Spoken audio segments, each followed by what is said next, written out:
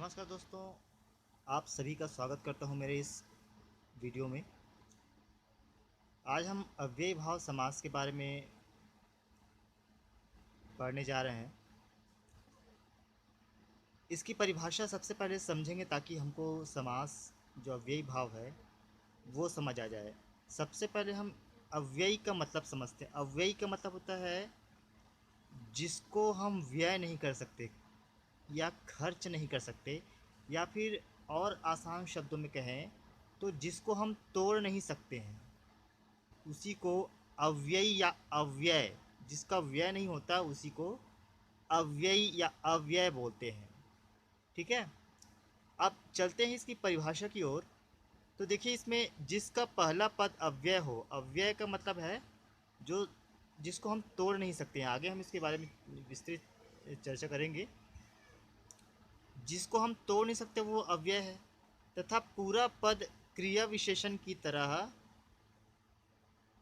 या किसी शब्द के शुरुआत में उपसर्ग प्रयुक्त हो उसे अव्ययी भाव समास कहते हैं। देखिए, क्रिया विशेषण का मतलब है कि किसी क्रिया की विशेषता जब बतलाई जाए तो उसे क्रिया विशेषण कहते हैं। ठीक है, जैसे कोई काम होता है तो वो जैसे रोज होता है। जैसे मैं खाना खाता हूँ। अब मैं खाना खाता हूँ तो खाना तो खाता हूँ, लेकिन कब खाता हूँ? रोज खाता हूँ।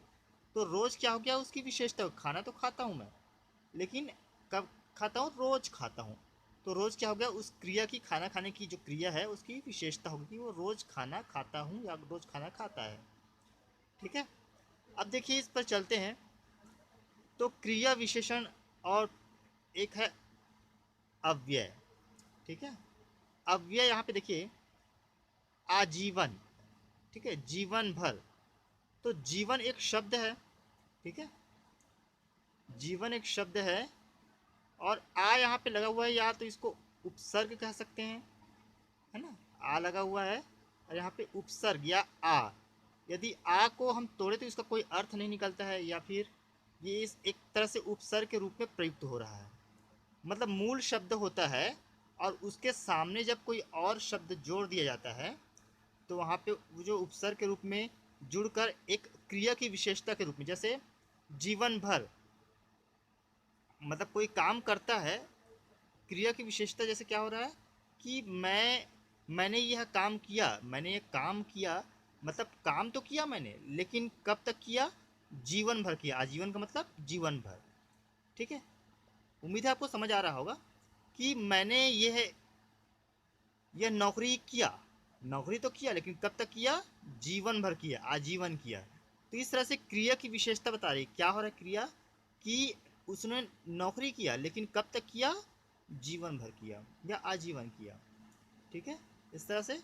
दूसरा है प्रतिमास। ठीक है, प्रतिमास हो रहा है। तो प्रतिमास का मतलब हर मास या हर महीने। ठीक है, इसको भी हम अगर समझते हैं क्रिया विशेषण के रूप में, या फिर इसको एक उपसर्ग के रूप में। मास क्या है? मास का मतलब महीना, और प्रति मतलब एक उपसर्ग हो गया, फिर इसको कह सकते हैं अव्यय। अव्यय, प्रति को अगर तोड़ें तो इसका कोई मीनिंग नहीं निकलेगा। ठीक है, या तो हम इसको उपसर्ग के रूप में देखें या अव्यय के रूप में देखें। और यदि आपको अव्यय क्या होता है डिटेल में जानना है तो आप कमेंट कर सकते हैं, ताकि मैं अव्यय के विषय में भी एक वीडियो बनाऊं। ठीक है, तो मास के पहले एक उपसर्ग जुड़ गया है, तो दोनों मिला के प्रतिमास हो गया। प्रतिमास का मतलब क्या हो रहा है? हर महीने या हर मास। तो जैसे मैं शहर जाता हूँ, अब शहर जाता है, लेकिन कब जाता है? प्रति मास, मतलब हर महीने वो शहर जाता है। तो उस क्रिया की, जाने की क्रिया हो रही है, लेकिन कब हो रही है? हर महीने हो रही। तो उस क्रिया की विशेषता बता रही कि वो प्रति मास शहर जाता है। यथाशक्ति, यथा एक अव्यय है। ठीक है, यथा एक क्या है? अव्यय है, और शक्ति एक प्रकार से हमारी क्षमता है। ठीक है, तो शक्ति एक शब्द भी कह सकते हैं। शक्ति एक शब्द है।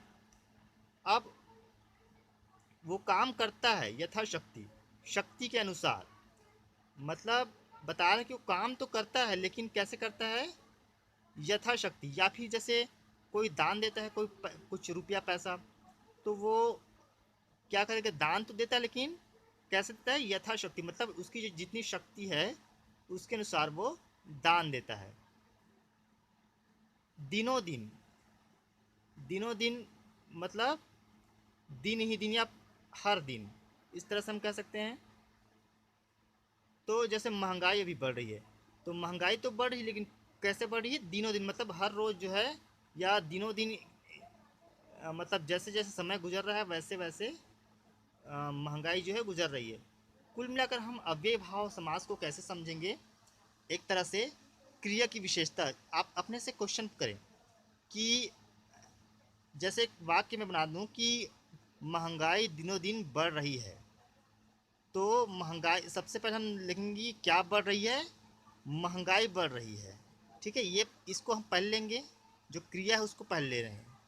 अब महंगाई तो बढ़ रही है लेकिन कैसे बढ़ रही है, दिनों दिन ले रही है, तो ये क्रिया के बाद क्या आ रहा है, ये उसकी विशेषता बता रही है। क्रिया तो हो रही है लेकिन कैसे हो रही है, दिनों दिन या हर दिन या आए दिन जो है महंगाई बढ़ रही है। मैं ये नौकरी कर रहा हूँ, कब से कर रहा हूँ, या मैंने ये नौकरी किया कब तक किया, आजीवन किया। तो विशेषता, जहाँ पे क्रिया की विशेषता बताया जाए तो इस तरह से आप अव्ययी भाव समास को समझ सकते हैं। आप खुद से प्रश्न करेंगे कि ये क्रिया कब से हो रही है, तो आपको जवाब मिलेगा कि इतने दिन से आजीवन हो रही है, या आजीवन हुआ, या प्रति मास हो रही है, या सालाना हो रही है। तो इस तरह से खुद से आप प्रश्न करेंगे, खुद को जब उत्तर मिल जाए तो वहाँ पे अव्ययी भाव समास होगा। उम्मीद है दोस्तों आपको ये वीडियो पसंद आया होगा, और वीडियो पसंद आया होगा तो आप मेरे चैनल को सब्सक्राइब करें और लाइक करें, तथा नीचे कमेंट बॉक्स में कमेंट करें ताकि मुझे समझ आए कि आपको और किस टॉपिक पे वीडियो चाहिए, या फिर आपको कैसा लगा ये वीडियो, कमेंट ज़रूर करें। धन्यवाद।